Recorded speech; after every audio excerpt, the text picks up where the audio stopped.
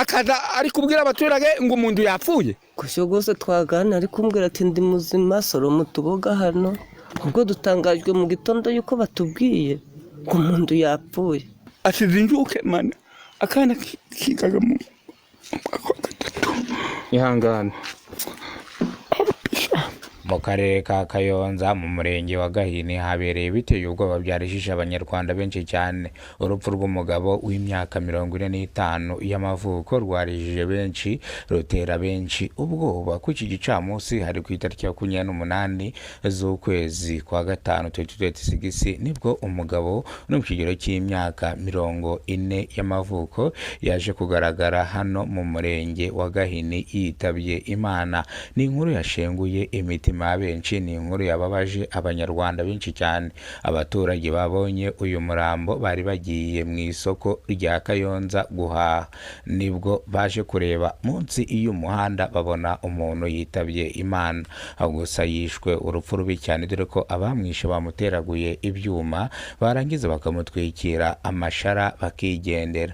Ishami ry'ubugenzacyaha riri gukora iperereza kugira ngo hamenyekane uwishe uyu mugabo no mu kigero cy'imyaka 40 y'amavuko. Magingo ngaya imyirondoro ye ntabwo iramenyekana. Ni inkuru yarishije abanyarwanda benshi cyane. Ishami ry'ubugenzacyaha riri gukora iperereza kugira ngo hamenyekane uwishe uyu mugabo uri mu kigero cy'imyaka 40 y'amavuko wice mu karere ka Kayonza mu murenge wa Gahini. Ni umugabo wapfuye urupfu rubi cyane ateraguwe ibyuma. Umuturage wabonye uyu murambo yaragiye guhahira mu isoko rya Kayonza avuza induru aratabaza inzego za ribu, inzego za polisi, inzego z'imidugudu n'inzego za daso n'inzego z'abanyerondo zihita zihagera. Nibwo uyu mugabo magingo ngaya imyirondoro yiwe itaramenyekana, indangamuntu ye yanditse yuko yayifatiye mu karere ka Rusizi mu murenge wa Bweyeye, niho iyi ndangamuntu yayifatiye. Magingo ngaya bivuze ngo yaraje gushakira ubuzima hano mu karere ka Kayonza mu murenge wa Gahini.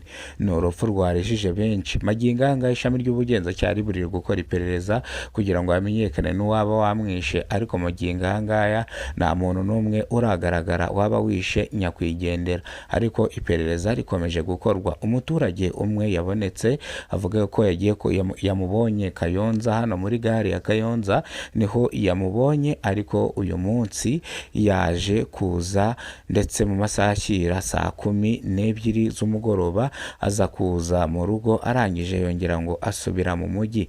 Bikekwa yuko yaba yiciwe ahandi akaza akajugunwa hano, kubera yuko ahantu bari bamushyize nta maraso yagize ahavira, kandi ikindi bagaragaza yuko uyu musore yaba yishwe n'abatahise bamenyekana. Magingo ngaya bari gushakishwa kugira ngo batabwe muri yombi. Rero uru ni urupfu rwatunguye abantu, ni urupfu rwarishije abantu benshi, nubwo uyu mugabo hataragaragara cyangwa aho yabaga hataragaragara n'imyirondoro ye.